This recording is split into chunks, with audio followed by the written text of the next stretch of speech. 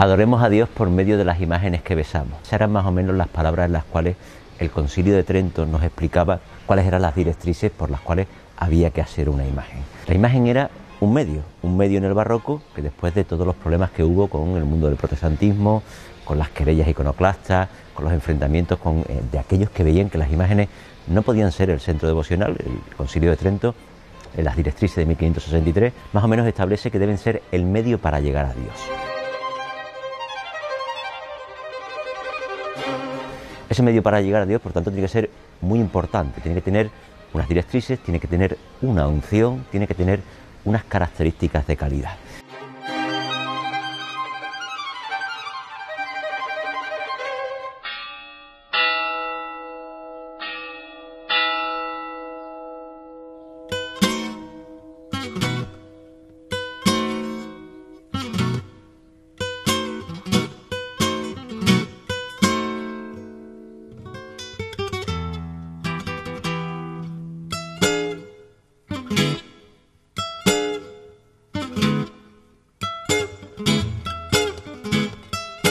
Bueno, pues el concepto de unción sagrada que la imagen devocional ha de tener es esa capacidad que la imagen tiene de trascender ella misma, ¿no? de llevarnos a nosotros a aquello, a lo que representa la imagen. La Iglesia ha aceptado la veneración de las imágenes no por lo que ellas son en sí, como imagen de madera o de otro material, sino por lo que ellas representan. Nosotros no veneramos a la imagen propiamente dicho, sino a lo que la imagen representa.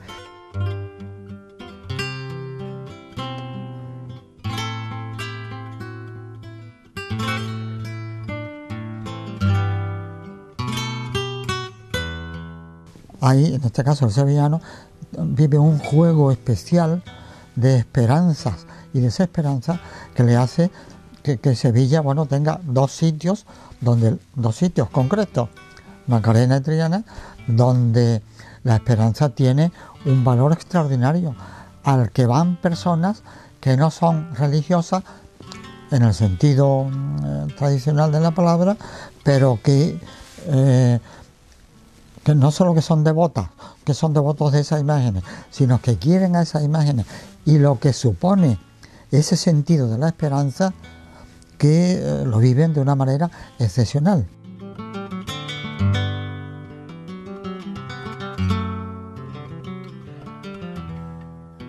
Desde el punto de vista de la realidad de esa imagen, hecha en definitiva, por un escultor, es increíblemente rica, porque se dan unidos y se da esa expresión que el sevillano percibe de una manera tan directa, porque en ella deposita gran parte de su propia vida. En Triana, desde luego, de una manera indiscutible. Lo mismo, el cachorro de Triana y la esperanza de Triana, eso no deja de ser sorprendente.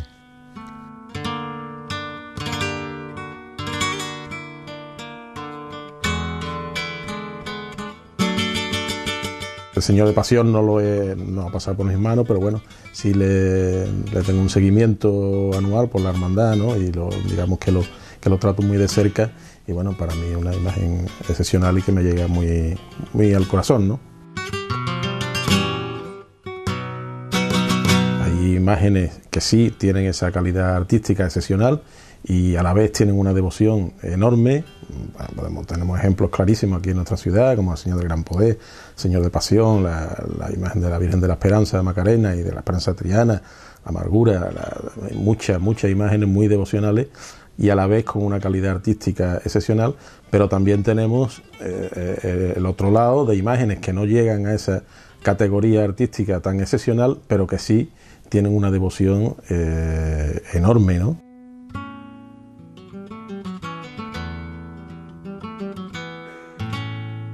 La restauración y por lo tanto una limpieza de una imagen es competencia total de las juntas de gobierno de las hermandades, ¿no? Con lo cual, bueno, pues tenemos que tener un máximo respeto a su decisión, porque ellos son los únicos que pueden valorar la repercusión de estas intervenciones, ¿no? tenemos que tener un equilibrio entre la imagen como escultura material de un determinado valor artístico, material y cultural, y su valor como imagen de devoción. Si se ve, se estudia, se busca el sentido etimológico, sí, la etimología de la palabra de amargura, es de algo que es amargo. Amargo, que es, ¿qué? Algo doloroso. No estamos ante muñecos bonitos, no estamos ante imágenes que se queden en sí, sino que son un medio para llegar a Dios. Esa trascendencia barroca es la que debe llegar, yo creo, que hasta nuestros días.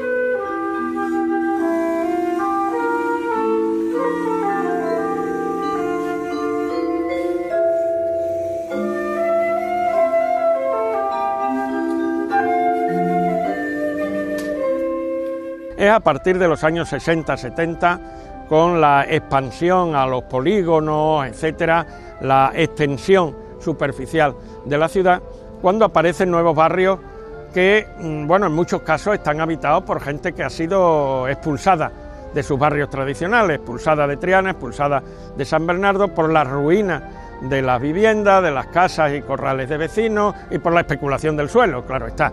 Y esa gente que es desplazada al polígono de San Pablo o a la zona sur de la ciudad y a otros lugares, pues con el tiempo van creando nuevas cofradías. Estas cofradías de barrio pues se presentaban envueltas en un ambiente de mayor algarabía, de mayor alegría, porque para el vecindario la salida procesional de las imágenes titulares de la cofradía de su devoción pues suponía evidentemente un elemento de gozo, sin prescindir obviamente del carácter penitencial de la estación en Semana Santa. Pero no en vano había cofradías como la Piedad de Santa Marina, hoy conocida como la Hermandad de la Mortaja, que residiendo en Santa Marina pues llevaba incluso hasta 2 bandas de música dentro del propio cortejo procesional.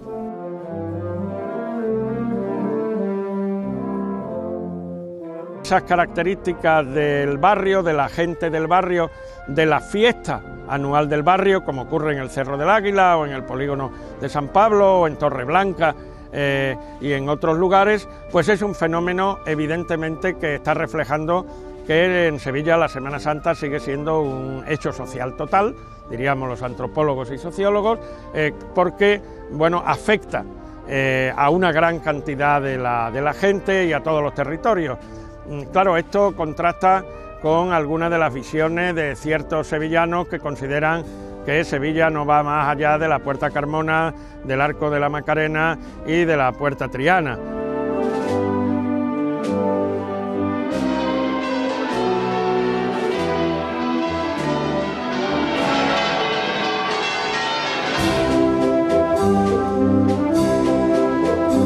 ¿Cuál era la institución que va a canalizar toda esa estructura que se necesita para desarrollar esas actividades sociales, urbanísticas dentro del Cerro del Águila? La parroquia, porque era la máxima institución dentro del barrio y además la que contaba con una infraestructura personal y material más potente en todo el entorno. Por eso el Cerro del Águila tendrá en su parroquia casi podemos decir, un mini ayuntamiento.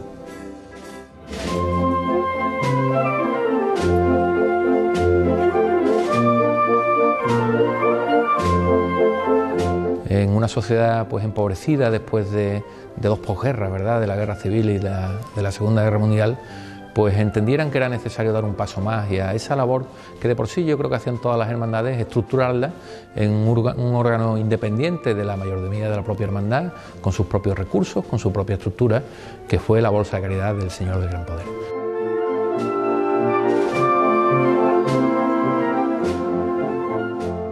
Entonces se focalizaba, conforme a las reglas, en algo que se llamó la clase media vergonzante. ¿Por qué? Pues porque entendían que estaban los pobres de solemnidad, si se me permite la expresión, que tenían sus instituciones propias de acogida, pero que había pues un estrato que en un determinado momento pues sufría una crisis económica, no tenía dónde acudir específicamente, y para ese colectivo concreto de alguna manera se crea la bolsa. Luego, lógicamente, pues su actividad pues la ha expandido a todo tipo de necesidades y a toda Sevilla.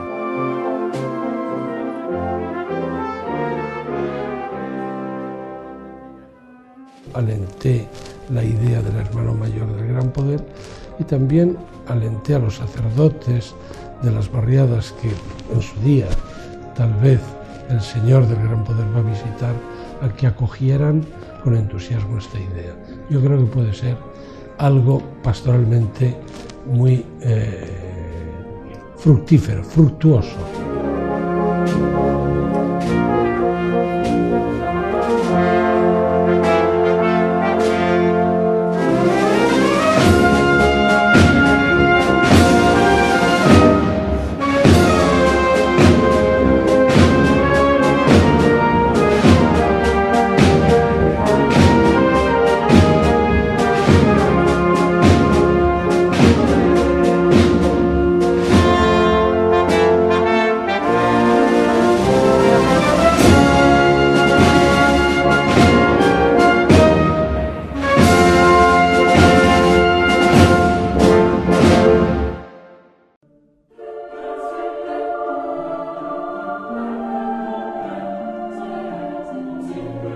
Es curioso pensar que las túnicas tienen un origen absolutamente penitencial, de aquellos disciplinantes que se vestían de blanco, que se ocultaban el rostro y que usaban ese blanco precisamente porque era el blanco que iba a recibir la sangre de los azotes que se iban a dar en la espalda. Sin un espectáculo barroco que hoy día sería impensable. No gustó, por supuesto, aquella túnica a las ideas ilustradas del siglo XVIII, de forma que la Ilustración pues rechazaba por completo ese tipo de práctica. Y llega el momento en el cual el propio rey Carlos III, en las ordenanzas de 1777, pues prohíbe por completo esa presencia de disciplinantes.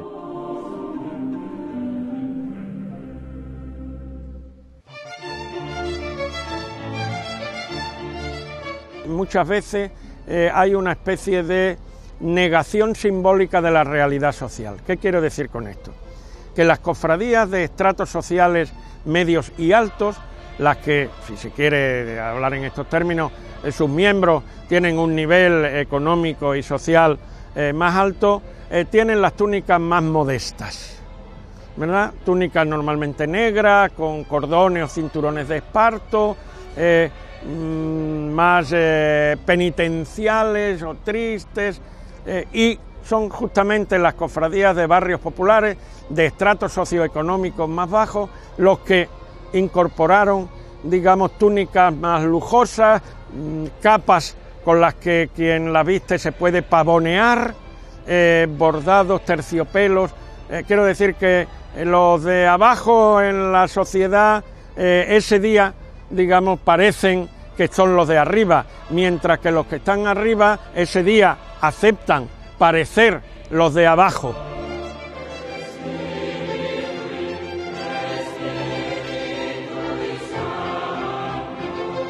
El siglo XX, la intervención de Rodríguez Ojeda, la aparición de los colores, la aparición de la capa, la aparición de nuevos textiles que son mucho más caros, es como una especie de cambio sustancial en la idea de la túnica. La túnica se convierte en una especie de motivo de elegancia, en una especie de reivindicación de las propias características de la hermandad, que hacen que colores, formas, texturas, escudos, bordados no tengan nada que ver con lo que era el origen penitencial de la túnica. Mi padre hacía capirote en su casa desde pequeño, mi madre había cosido alguna que otra túnica con anterioridad antes de abrir la tienda, pero la tienda, como la Casa del Nazareno, estamos ya aquí desde 1979. dentro de las familias que tienen tradición de una cofradía es un elemento de identificación. La propia salida en Semana Santa, el vestir a los niños, y ahora también a las niñas, de nazareno, porque aquí en Sevilla siempre se ha dicho vestirse de nazareno, ¿verdad? Bueno, es un rasgo que tiene que ver con la identidad personal, pero tiene que ver sobre todo con la identidad familiar, también con la identidad del grupo social. Mi abuelo, don José Prados Vera, pues la tuvo, se la cedió a mi tío Ángel, al cual pues murió en septiembre del año 38, en el asalto del Ebro, y la heredó mi padre, y frases, digamos, como una ley, como si fuera un canon, le dijo mi abuelo a mi padre, y mi padre me dijo a mí: por favor, hijo mío, yo te echo la túnica, pero te ruego, por favor, que no os enterréis con ella.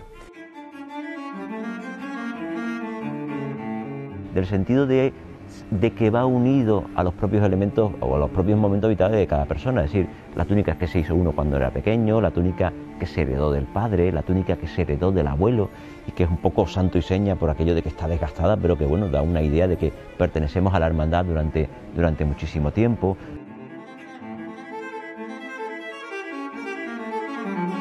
O cuando yo no pueda salir porque mis piernas no respondan, o yo vea que tenga cualquier enfermedad, toco madera, por supuesto, pues yo se la daré a mis hijos, si se la puede poner Ángel o se la puede poner Alejandro, o que un año se la ponga uno, pero le diré la misma frase que mi abuelo a mi padre y mi padre a mí: por favor, hijo mío, que esta túnica no se entierre, que siempre siga aquí, y si no se puede poner, pues que no se ponga, pero que quede aquí como una institución.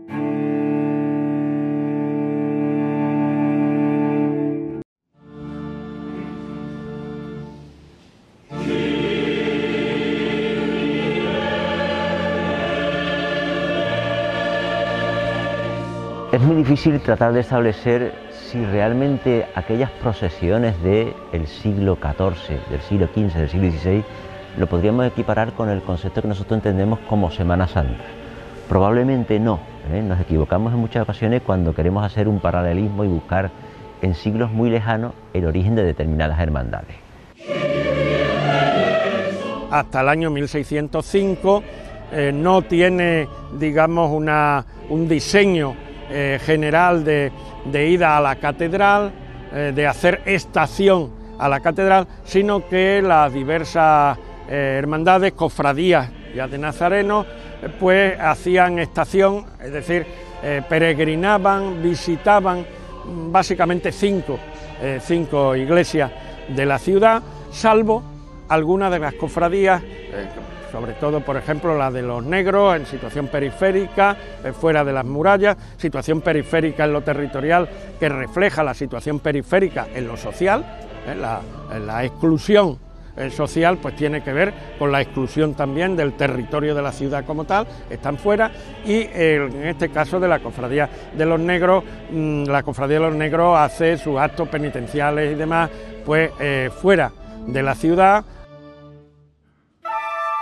El concepto de el Vía Crucis, evidentemente, es el que podríamos llamar como el verdadero origen de la Semana Santa, pero ojo, sin hacer un paralelismo clarísimo con la Semana Santa actual. El nombre se debe a la peregrinación que hace el Marqués de Tarifa,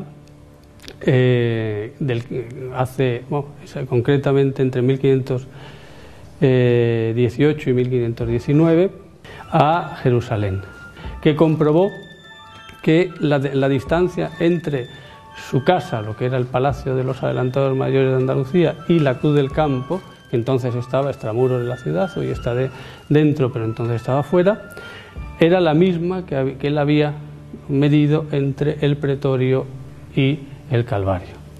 E instituyó un Vía Crucis, cuya primera estación es Jesús saliendo de casa de Poncio Pilato.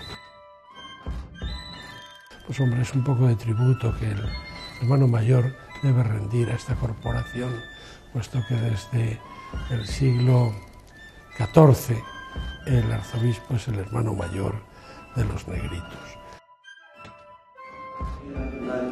Es el Señor quien lo ha hecho.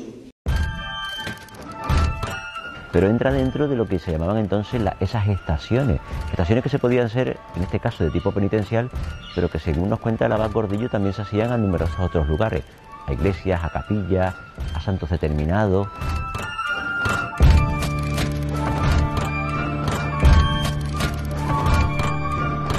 Esos penitentes que iban camino de la Cruz del Campo, azotándose, cargando cruces, organizados con un cierto rigor penitencial, sí que podríamos entenderlo como uno de los orígenes reales de la Semana Santa sevillana.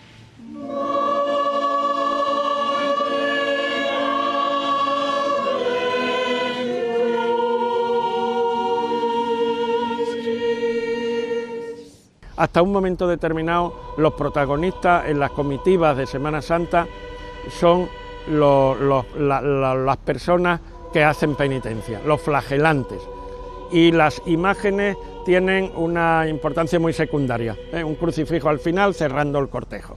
Eso va cambiando y cambia totalmente para adquirir el protagonismo las propias imágenes, las escenas de la Pasión, y en Sevilla y en Andalucía en general también el papel de la Dolorosa, de María, y digamos, aunque se mantienen los flagelantes, ya los flagelantes y sobre todo los hermanos de luz son los que acompañan a las imágenes.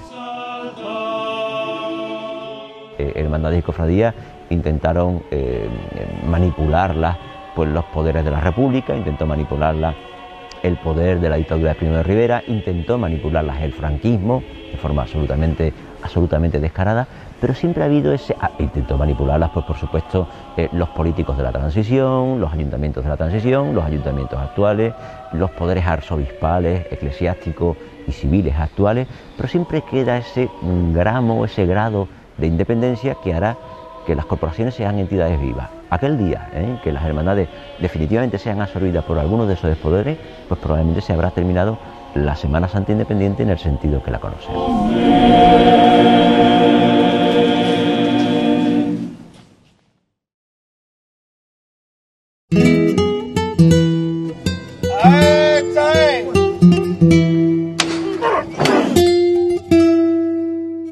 El costalero representa un hermano más de la hermandad. Aquí vamos a partir de la base que lo único imprescindible que son ella y él, que son los que van arriba. Los demás somos todos hermanos que venimos a servir a la hermandad, cada uno en un puesto diferente, ya sea de costalero, ya sea como en este caso mío de capataz, ya sea como hermano de nazareno, miembro de junta, pero que aquí tenemos que partir de la base que lo importante es lo que va arriba.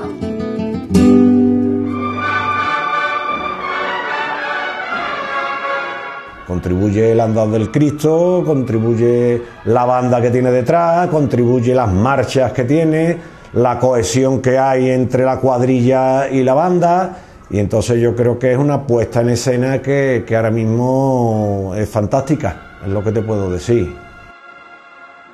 Pues el paso empieza dependiendo de cuando se considera. Una misma marcha se puede interpretar de varias formas. Hay veces que se coge la marcha andando sobre los pies y le ganamos 15 o 20 metros, y otras veces nada más que va el corte de aro o se le pega un izquierdo, o sea, no hay nada premeditado.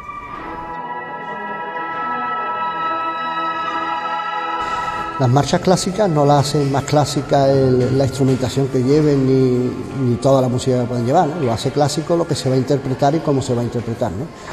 Pero es verdad que hay muchas marchas que se componen hoy en día que se hacen más buscando el aplauso fácil o lo espectacular de la ejecución, y no se busca pues se puede decir que esa entrega del público costalero, imagen con la formación, ¿no? Yo perdía el dinero, yo ganaba más en el mercado que en las cofradías. Bueno, fíjate, el último de eso, que nos dio la Santa Marta, el último jornal que ganó Santa Marta, creo que fueron 10.000 pesetas. Yo no sé lo que cobrarán hoy. Pero antes hemos cobrado nosotros nada. 500 pesetas, 600, 700. Un año saqué 9, porque entonces iba yo en el baratillo. Y sacaba el baratillo y le decía yo a mi compadre Luis, padre, ya sabe usted lo que estoy esperando, ¿no? Dice, vale. Y en la Magdalena me salía y se metía el Álvarez, un amigote también, que como íbamos 6 por Trabajadera y tú sabes que el paso ese es muy estrecho, no cabía, todos éramos anchos, pues se quedaban una fuera. Y se metió el Álvarez por mí y yo cogí para la Alameda y igualé la lanzada. Y saqué la lanzada también. Claro, uno de los mitos de la Semana Santa de Sevilla es que las mujeres nunca, hasta muy recientemente, han participado en las comitivas de las cofradías en Semana Santa. Eso es radicalmente incierto y cualquiera que tenga una cierta familiaridad con la documentación, incluso del siglo XVI, XVII, XVIII, pues hay tramos de mujeres, incluso insignias de las cofradías en la calle propias de los tramos de mujeres, en algunos casos incluso con un color de fondo de las insignias distinto. En los años 30 y 40, hasta el 41, que ya no salieron más, iban penitentas, se las llamaba, con el Señor de Pasión. Ellas iban con la túnica y el capirote, pero sin el cartón. Ellas no llevaban, sino simplemente, y llevaban el cirio, no lo llevaban en alto, sino que lo llevaban agarrado así en las manos. Y entonces hay muchas señoras que habían salido, por ejemplo, casos de personas que iban a mandar a sus maridos a la División Azul y hacían esa promesa, y fueron muchas. En el año 41, que fue el último año que salieron, eran 300 y pico. Las cofradías, digamos, más numerosas, incluso algunas de las más populares, fueron muy poco populares para esto y o consideraron que el pueblo era el pueblo de la parte masculina, mientras que lo popular femenino pues no se aceptaba. El 25 de septiembre de 2008 fue el cabildo para votar. Fue un cabildo multitudinario, vinieron un montón de hermanos, numerosísimos, y se decidió, por las propuestas de las personas que hablaron, se decidió que el cabildo se hiciera nominal. Y fue abrumador, fue abrumador el sí a las hermanas. Y entonces el primer año que salieron ya después de las penitentas del año 41 y las señoras del año 47, la primera vez que salían de nuevo porque es verdad, volvían las nazarenas a Pasión, no es que fuéramos las primeras, no, ya volvíamos, ya había habido nazarenas. Pues fue el 9 de abril, que fue el Jueves Santo de 2009.